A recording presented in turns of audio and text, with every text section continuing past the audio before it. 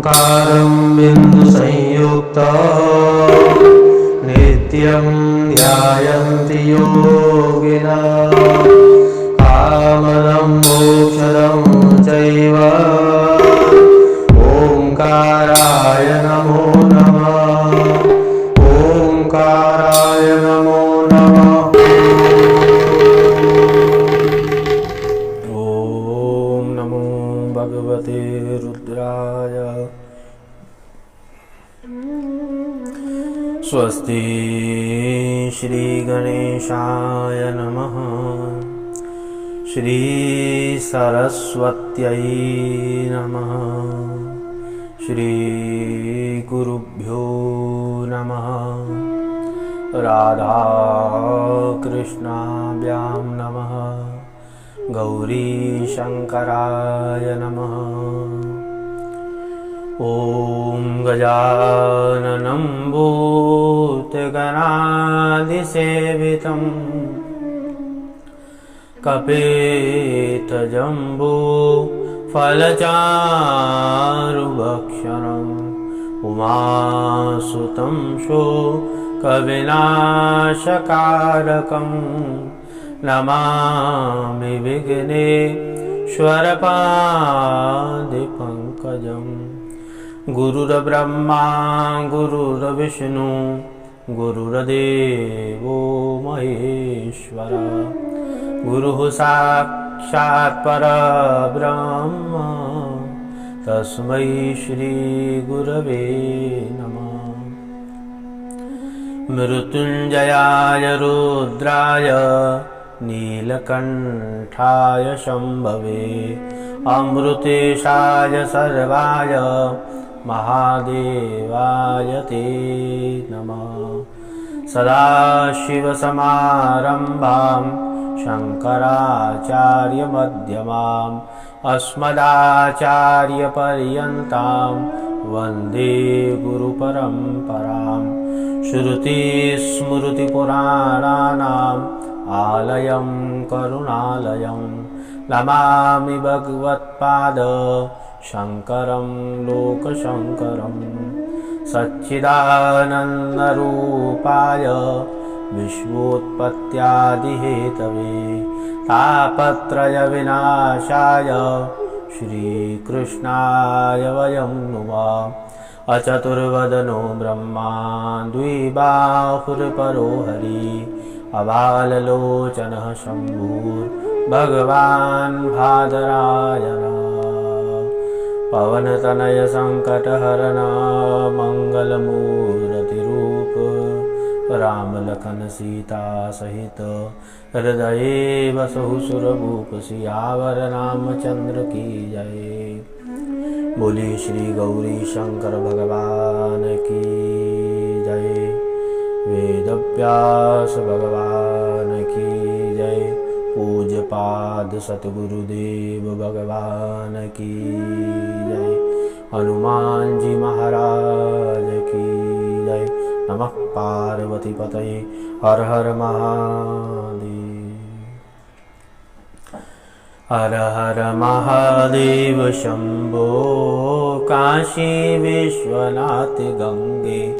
हर हर महादेव शंभो काशी विश्वनाथ गंगे।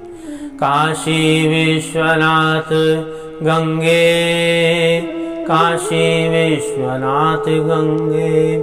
काशी विश्वनाथ गंगे। काशी विश्वनाथ गंगे।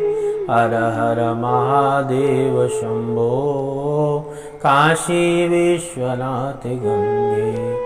हर हर महादेव शंभो काशी विश्वनाथ गंगे। काशी विश्वनाथ गंगे। काशी अमरनाथ गंगे। काशी विश्वनाथ गंगे। काशी अमरनाथ गंगे। हर हर महादेव शंभो काशी विश्वनाथ गंगे। काशी विश्वनाथ गंगे। काशी विश्वनाथ गंगे। काशी विश्वनाथ गंगे। शिव शरणम शिव शरणम शिव शरणम। सूत उवाच शृणुतया मृषया श्रेष्ठा कथां पापप्रणाशिनीं कथयामि यथा व्यासात् सद्गुरुश्च श्रुता मया। पुरा ऋषिवरस्यात् गौतमो नाम विश्रुतः अहिल्या नाम तस्यासीत् पत्नीं परमधार्मिकी। महादेव महादेव महादेव। अकारण करुणावरुणालय कल्पतरु परब्रह्म सच्चिदानंद घन, एकमात्र उनकी असीम महती कृपा से ये पूरी सृष्टि चलायमान हो रही है। भगवान सच्चिदानंद घन प्रभु महादेव एवं सतगुरु देव जी की असीम महती कृपा से 12 ज्योतिर्लिंग की कथा और त्र्यंबकेश्वर ज्योतिर्लिंग के विषय में उत्पत्ति और ब्रह्मगिरि पर्वत की महिमा और गौतम जी द्वारा महादेव जी को प्रसन्न करना, इसी संदर्भ में कथा। त्र्यंबकेश्वर ज्योतिर्लिंग। बोलिए श्री त्र्यंबकेश्वर महादेव की जय। सूत जी कह रहे हैं कि ऋषियों श्रूयतां ऋषया श्रेष्ठा भक्त्या पाप कथां पापनाशिनीं। वो कथा जो है, जो हम आपको सुना रहे हैं, पापनाशिनी, पापों को नाश करने वाली है। जैसे हमारे सतगुरु देव ने हमें सुनाया, वैसे ही हम आपको बता रहे हैं। ऋषिवर है, उनका नाम है गौतम और उनकी पत्नी है अहिल्या। वो जैसे देखिए, पत्नी का दायित्व क्या होता है। पत्नी का दायित्व है जैसे पति कहे वैसे। बहुत ऐसे हैं, हमने देखा और सुना कि महाराज पति की सेवा तो की नहीं जाती और सारा दिन यहाँ वहाँ की बातें। और देखिए शास्त्र में ऐसा लिखा है, आपके जो गुरु है ना, वो आपके पति ही है।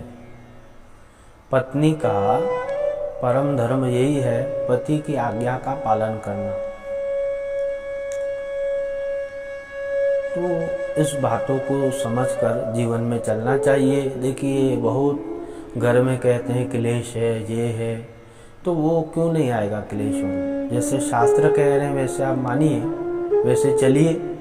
और बहुत सारी ऐसी पत्नियां हैं जो पति को मानती हैं देवता, और उनका जीवन देखिए, उनका चरित्र देखिए, और उनके घर में वैभव देखिए, मान सम्मान देखिए, सब प्रत्यक्ष है, अप्रत्यक्ष तो कुछ है नहीं।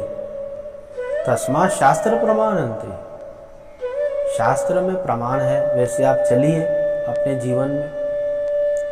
और यहाँ पर कह रहे हैं वो जो अहिल्या है, उनके पति देव जैसे जैसे कहते हैं, मार्ग दिखाते हैं, वैसे चलती है।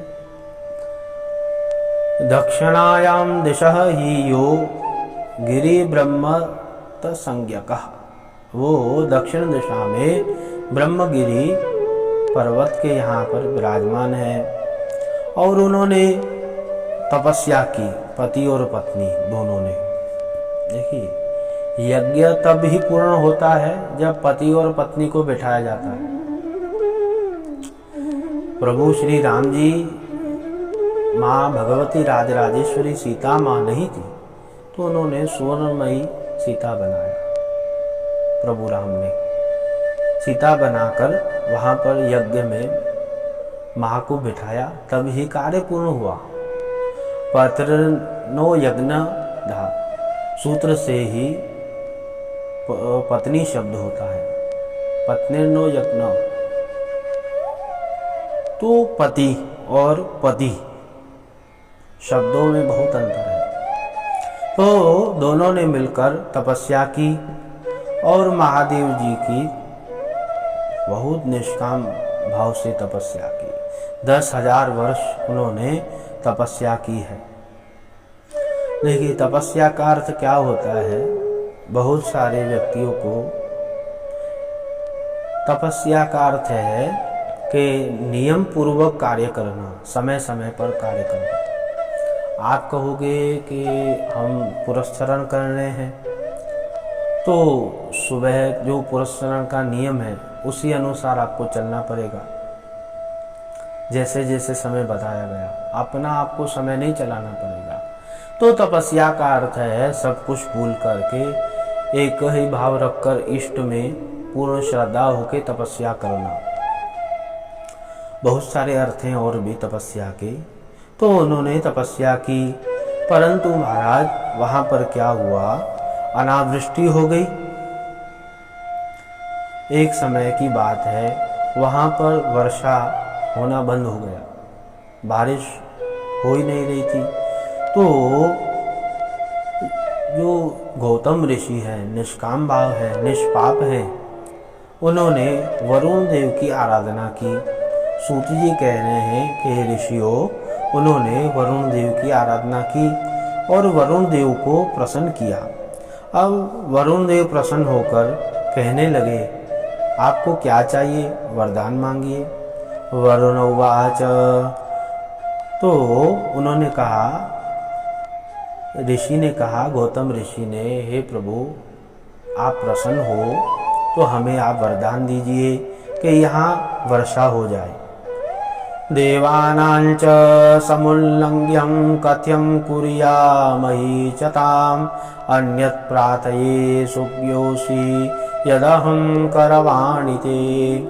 हे ऋषि, मैं देवताओं का उल्लंघन नहीं कर सकता, देवानाम उल्लंघया। तो आप और कुछ मांगिए, मैं और कुछ दूंगा आपको। आपने तपस्या की है, पूर्ण करूंगा आपका मनोरथ। तो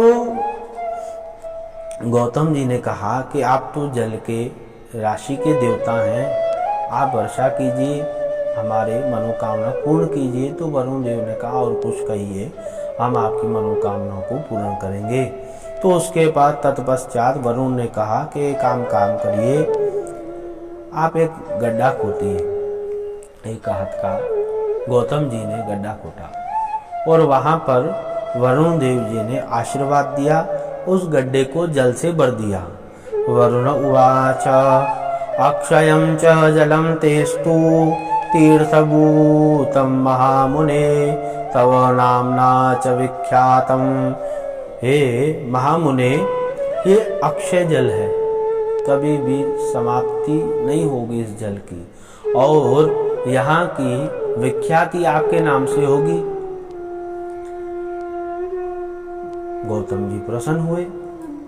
देखिए, परोपकाराय जीवाय, जीवन में आप परोपकार रखिए, दूसरे का कार्य करिए, अपना ही कार्य मत करते रहिए। जीवन में आप अपने ही कार्य के पीछे पड़ते, सब कार्य मेरा हो जाए, मेरा हो जाए। आपका कार्य भी होगा, परंतु आप किसी का, दूसरा के भी व्यक्ति का, मनुष्य का कार्य करके देखिए, आपका निश्चय पूर्ण रूप से आपका भी कार्य सिद्ध हो जाएगा। तो गौतम जी ने ऐसे ही किया। वहां पर वरुण देव जी को प्रसन्न करके वरुण देव जी ने आशीर्वाद दिया। वहां पर वो जो जल था अक्षय हो गया। अब सब ऋषि प्रसन्न हुए, पशु पक्षी प्रसन्न हुए। देखिए, पहले तो अनावृष्टि हो गई थी, एक घास भी नहीं दिख रहा था। अनावृष्टि, वर्षा ही नहीं होगी तो घास कहाँ से दिखेगा। तो पशु पक्षी प्रसन्न हुए, वहां पर जल है, सब पशु पक्षी वहां आए। ऋषियों को पता चला, ऋषि पत्नियों को पता चला, ब्राह्मणों को पता चला और ब्रह्मचारियों को पता चला, तो वो भी वहां पर आ गए। वहां गौतम जी उद्धार मन के हैं, उद्धार दिल के हैं। सबको उन्होंने आसन दिया और छावनी में रहने के लिए जगह दी और सब प्रसन्न थे। और एक समय की बात है, वो गौतम जी अपने शिष्यों को कमंडलू दे के कहा कि आप जल पात्र में ले आइए इस कमंडलू में। और वो कुमार ऋषि कुमार गए वहां पर।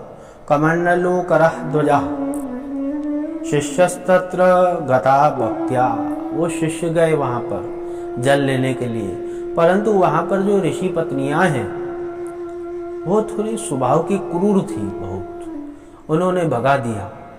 तो ये ऋषि कुमार जो थे वो वहां पर आए अहल्या माँ के यहाँ पर।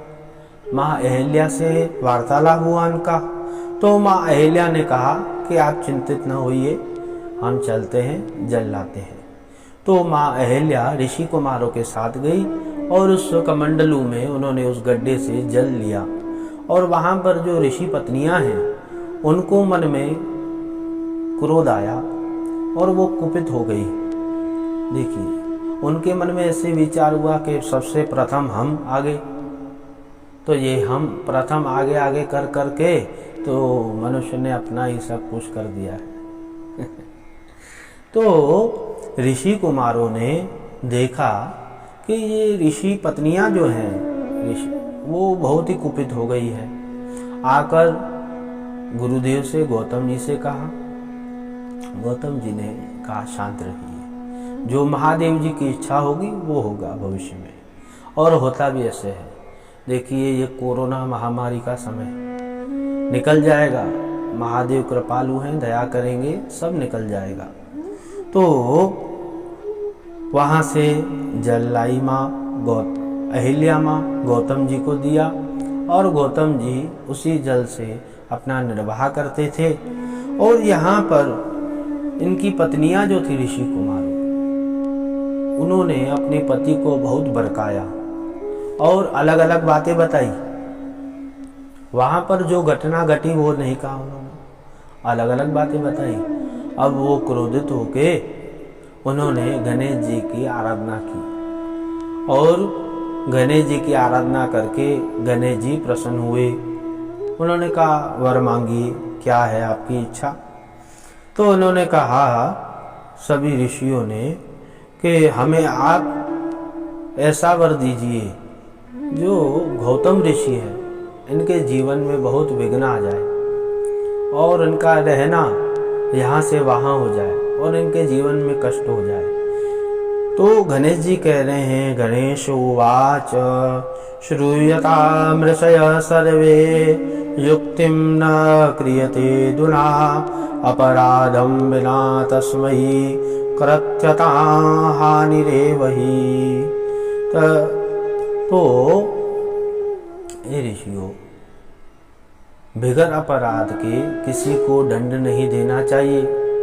और वो गौतम ऋषि जिन्होंने अनावृष्टि के समय में आपकी रक्षा की, तपस्या किया और आपको जल दिया, उस ऋषि के विषय में कह रहे हो?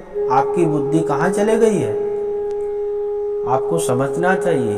आप अपने पत्नियों के मोह में आकर के ऐसे कह रहे हो। तो इन्होंने कहा कुछ भी हो जाए, आपको हमें ये कार्य सिद्ध करना है, हमने आपकी तपस्या की है, आपको वर देना है। गणेश जी भी बंधे हुए थे। उन्होंने कहा ठीक है, परंतु इसका दंड भुगतना पड़ेगा आपको, क्योंकि वो गौतम परोपकारी है। आपने तपस्या की है, मैं भी बंध गया हूँ। गणेश जी ने ऐसे कह करके वहाँ पर ऋषि जो थे वो सब चले गए। अब गणेश जी ने गौ का रूप धारण किया है और वहाँ पर जो गौतम जी के बगीचा था, जब वहाँ पर घास फूल थे, वहाँ पर ये गाय का रूप धारण करके गणेश जी वहाँ गए और गौतम जी ने देखा।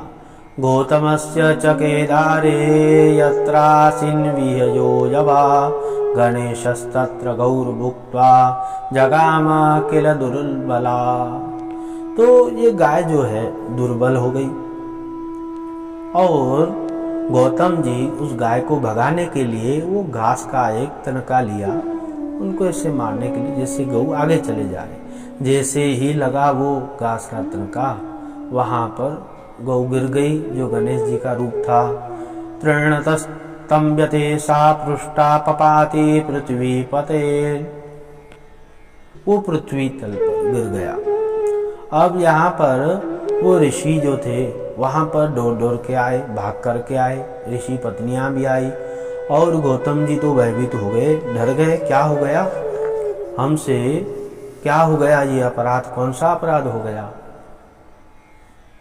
अहिल्या जी भी आ गई वहाँ पर, डर गई। तो सब ऋषियों ने कहा, अरे पापी, आपने एक गऊ को मार दिया, गाय को मार दिया, आपको तो ब्रह्म हत्या लग गई। ऋषि डर गए और सत्य सत्य कहने लगे कि हमने तो नहीं मारा है, परंतु यहाँ पर इन्होंने जो षड्यंत्र रचा था वो तो पहले से ही था। तो उन्होंने कहा कि नहीं, आपने ही मारा है, आपका ही अपराध है। तो भयभीत हुए गौतम जी, अहिल्या जी भी भयभीत हुई। तो उन्होंने कहा कि हमें क्या करना चाहिए, हमें आप बताइए। तो गौतम जी तो कुछ आगे भी गए रहने के लिए, परंतु इन्होंने कहा कि आपको यज्ञ नहीं करना है, जप नहीं करना है और पितरों का तर्पण भी नहीं करना है जब तक आप इसका प्रायश्चित नहीं करते हो। तो गौतम जी ने कहा कि आप ही बताइए हमें क्या करना चाहिए। अब इन्होंने सबने विचार करके ऋषियों ने कहा है, ऋषिरूचुः निष्कृतिं हि विना शुद्धिर् जायते न कदाचन तस्मात् त्वं देहशुद्ध्यर्थं प्रायश्चित्तं समाचरेत् तरवारं पृथिवीं सर्वा क्रमः पापं प्रकाशनीम्। हे गौतम जी, बगैर शुद्धि के, बगैर प्रायश्चित के देह शुद्ध नहीं होती है, आपको प्रायश्चित करना पड़ेगा। तरवारम पृथ्वीं सर्वा क्रमः पाप प्रकाशिनी, आपको उस पृथ्वी की 3 बार परिक्रमा कीजिए। और महाराज बहुत सारे ऐसे बातें कही, गौतम जी परेशान हो गए। देखिए ये ऋषियों ने तो पहले से ही विचार करके रखा। ये ऋषियों को ये नहीं पता चला कि गौतम जी परोपकारी हैं, उस समय हमारी इन्होंने रक्षा की, हम क्या कर रहे हैं। इसलिए आवेश में आकर कुछ नहीं करना चाहिए। घर पे जो भी आपको कह रहे हैं उसके आवेश में आकर नहीं करना चाहिए, विचार करना चाहिए वो व्यक्ति कौन है, बहुत ही सावधानी रखनी चाहिए। पश्चाताप तो बाद में होता है, उस समय नहीं होता है। तो महादेव शंभो, तो नारायण, तो उन्होंने कहा कि पृथ्वी की परिक्रमा कीजिए और गंगा को यहाँ प्रकट कीजिए और पार्थिवेश्वर महादेव जी का पूजन करिए, पार्थिव लिंग का। बहुत सारी ऐसे बातें कही। तो उन्होंने कहा कि ठीक है, हम ऐसे ही करेंगे। तो निष्काम भाव से गौतम जी ने पूर्ण रूप से श्रद्धा रखकर महादेव जी की पार्थेश्वर शिवलिंग बनाई। देखिए आपने बार बार सुना पार्थेश्वर, पार्थेश्वर क्या है पार्थेश्वर, आपके मन में विचार आया होगा। पार्थेश्वर शिवलिंग मिट्टी से बना जाता है और पूरा विधान है जिसका पहले पूजन नहीं होता है, सर्वप्रथम आप ही पूजन करते हो और वो पूजन होने के पश्चात प्रवाहित भी आप ही करते हो। उसे कहते हैं पार्थेश्वर महादेव। और वो विशेष कार्यों में उनका पूजन होता है। पूर्व में भी हमने बताया कि जो भी आपकी इच्छा है कार्य सिद्धि की, आप वो करिए, आपका निश्चित ही कार्य सिद्ध हो जाएगा। तो गौतम जी ने ऐसे ही किया और भगवान महादेव जी प्रसन्न हुए। प्रसन्न होकर कहा कि आपने जो पूजन किया है हम प्रसन्न हैं, वर मांगिए, आपकी जो इच्छा क्या है। शिव जी प्रसन्न हुए। शिव उवाच धन्योऽसि कृतकृत्योऽसि निष्पापोऽसि सदा मुने। हे ऋषि, आप धन्य हैं, कृत्य हैं, निष्पाप हैं मुने।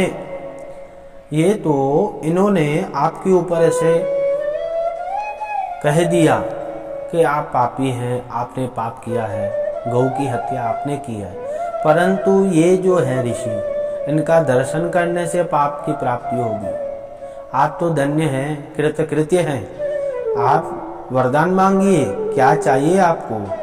गौतम उवाच ऋषिभिस्तैर्महेशान् हि प्रकृतौ महान् यपि। हे प्रभु, हमें जो इस समय दर्शन हुआ है वो इन ऋषियों के कारण से हुआ है। देखिए, महान दिन जिनका है, जो निष्पाप है, वो क्या कह रहे हैं, ऋषियों ने क्या क्या नहीं कहा। और गौतम जी कह रहे हैं कि हे प्रभु, महादेव जी से कह रहे हैं कि महादेव, इन ऋषियों के कारण से तो आपने हमें दर्शन दिया है, आप इन्हें कुछ न कहें, इनकी भी रक्षा करिए। महादेव जी प्रसन्न हुए और महादेव ने कहा, शिवुवाच ऋषिर्धन्यो स विप्रेन्द्र ऋषि श्रेष्ठतरोऽसि वै ज्ञात्वा मां प्रसन्नेहि वेणु त्वं वरमुत्तमम्। हे विप्रेन्द्र, मैं प्रसन्न हूँ, वर मांगो। आपको क्या चाहिए, आपकी जो इच्छा है मांगिए। देखिए, महादेव जी प्रसन्न होकर सीधा कह देते हैं, वर मांगो, आपको क्या चाहिए। ऐसे हैं महादेव। आशुतोष नीलकंठ शंभु अविनाशी गंगाधर महादेव जो है कैलाशी। वो आशुतोष महादेव जो है, देखिए कितने उदार मन। केवल आपकी श्रद्धा कैसी है, आपका विश्वास, आपका भाव कैसे, पूरा यहाँ पर ही है। आपकी श्रद्धा जो है ना, निष्काम होनी चाहिए और पूर्ण रूप से विश्वास होना चाहिए महादेव जी के यहाँ। महादेव जी सब कर देते हैं भैया।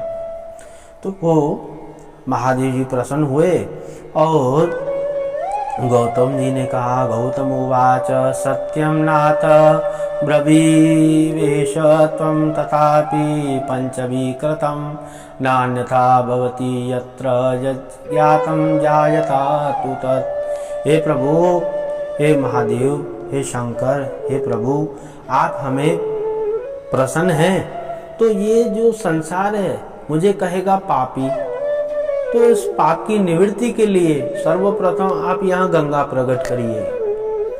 तो महादेव जी ने वैसे ही किया, वहां पर गंगा जी को प्रकट किया। बोलिए गंगा मैया की जय, गोदावरी मातु की जय।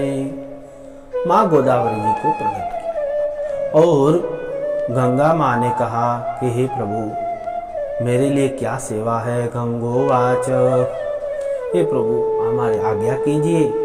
तो उन्होंने कहा, हे गंगे, ये जो गौतम है, इनके ऊपर ऋषियों ने श्राप का लगा दिया है कि गौ माता के प्रति इन्होंने पाप अपराध किया है, परंतु वो वास्तविकता नहीं है। महादेव जी ने वृतांत करके बताया और वहां पर सभी देवी देवता आ गए। सभी देवी देवता आके प्रसन्न हुए और महादेव जी से प्रार्थना की। गौतम जी ने, हे प्रभु, आप यहाँ ही विराजमान होइए और सब भक्तों का कल्याण करिए, सबकी मनोकामनाओं को पूर्ण कीजिए। और गंगा ने भी प्रार्थना की महादेव जी से कि हे उमापति, मैं यहाँ पर तो विराजमान होंगे तब जब आप भी यहाँ विराजमान हो जाओगे। तो महादेव जी ने कहा, अरे गंगे, मैं तुमसे अलग कहाँ हूँ, आप कह रही हो तो ठीक है, मैं भी यहाँ पर विराजमान हूँ। महादेव जी ज्योतिर्लिंग के रूप में वहाँ पर ही विराजमान हुए। बोलिए श्री त्र्यंबकेश्वर ज्योतिर्लिंग भगवान की जय। त्र्यंबकेश्वर ब्रह्मा विष्णु महेश और त्र्यंबकः अंबिका सहितस्य स त्र्यंबकः, अंबिका के सहित वहाँ विराजमान हुए और वहाँ पर ब्रह्मा जी, विष्णु जी और शिव जी वहाँ विराजमान है। और नीचे से माँ गंगा आती रहती है, आपने दर्शन किया होगा। प्रातः काल तो वहाँ दर्शन होता है, स्पर्श से, स्पर्श होके दर्शन होता है। प्रातः काल 5 बजे से लेकर 7 बजे के बीच में वहाँ पर जाइए, एक दिन रहिए और वो स्पर्श वाला दर्शन भी करिए। और महादेव जी ने कहा है कि वहाँ पर जो भी पूजन करेगा, यज्ञ करेगा, तपस्या करेगा और पितृतर्पण करेगा और श्राद्ध करेगा, वो फलीभूत हो जाएंगे और उनकी भी मनोकामना पूर्ण हो जाएगी, जो भी श्रद्धा पूर्वक वहाँ पर करेगा। और वहाँ पर वो जो पर्वत है ब्रह्मगिरि पर्वत, दर्शन मात्र से ब्रह्म हत्या दूर हो जाती है, मात्र दर्शन से। और उनकी परिक्रमा है, पूजन है, श्रावण में मेला लगता है वहाँ पर। तो सभी देवताओं ने प्रार्थना की और गौतम जी ने देवताओं से भी प्रार्थना की कि आप भी यहाँ विराजमान हुई। सब विराजमान है तो सर्वे ऊचुः, सभी देवताओं ने कहा सिंहराशो यथा यस्यात् त्वयि गुरु सर्वसुहितम। तो कि जब सिंह राशि में हमारे बृहस्पति जब आएंगे तो हम यहाँ पर आके विराजमान हो जाएंगे, जब तक वो सिंह राशि का बृहस्पति चले। तो जब भी वहाँ कुंभ लगता है, सिंह राशि में बृहस्पति देव रहते हैं, वहाँ पर सभी देव देवता विराजमान होते हैं। और महादेव जी ने कहा कि हे नर्मदे 28वें वैवस्वत नाम मनु के काल तलक यहाँ पर आपको विराजमान होना है। तो ऐसा अद्भुत प्रसंग, सभी देवी देवता विराजमान हुए, कहा, आश्वासन दिया और महादेव जी तो वहाँ ही विराजमान हुए त्र्यंबकेश्वर ज्योतिर्लिंग के रूप में उमा सहित। और गौतम जी भी प्रसन्न हुए और ऋषि भी प्रसन्न हुए। सूत जी महाराज कह रहे हैं कि हे ऋषियों, ज्योतिर्लिंगमिदं प्रोक्तं त्र्यंबकं नाम विश्रुत स्थितं तटे हि गौतम्या महापातकनाशनम्। यह पश्येत् तो ज्योतिर्लिंग त्र्यंबक नामक, वो ज्योतिर्लिंग जो है त्र्यंबकेश्वर नाम से विख्याति हुई। पूजयत प्रणमेश वस्तु सर्व पापैहि प्रमुच्यते, जो भी श्रद्धा पूर्वक वहाँ पूजन करेगा सब पापों से मुक्त हो जाएगा। ज्योतिर्लिंग त्र्यंबकम ही पूजतम गौतमेहित सर्व काम प्रदम चात्र परत्र परम मुक्तिदम। वो ज्योतिर्लिंग मुक्ति देने वाला है। श्रद्धा पूर्वक, विश्वास पूर्वक, भाव पूर्वक, निष्काम से जो भी वहाँ पूजन अर्चन करेगा वो मुक्ति पद को प्राप्त हो जाएगा। तो त्र्यंबकेश्वर ज्योतिर्लिंग की बहुत सारी महिमा है। वहाँ पर पितरों का पूजन विशेष होता है, श्राद्ध तर्पण भी होता है। और महादेव जी ने ही कहा, आपने सुना कि वो सब फलीभूत होते हैं। तो आज की कथा महादेव जी के श्री चरणों में समर्पण। श्री शिव महापुराणे चतुर्थ्यां कोटि रुद्र संहितायां त्र्यंबकेश्वर महात्म्य वर्णनम नाम षड्विंशोऽध्यायः। शिव अर्पणमस्तु। हर हर महादेव शंभो काशी विश्वनाथ गंगे। हर हर महादेव शंभो काशी विश्वनाथ गंगे। काशी विश्वनाथ गंगे, काशी विश्वनाथ गंगे, काशी विश्वनाथ गंगे, काशी विश्वनाथ गंगे।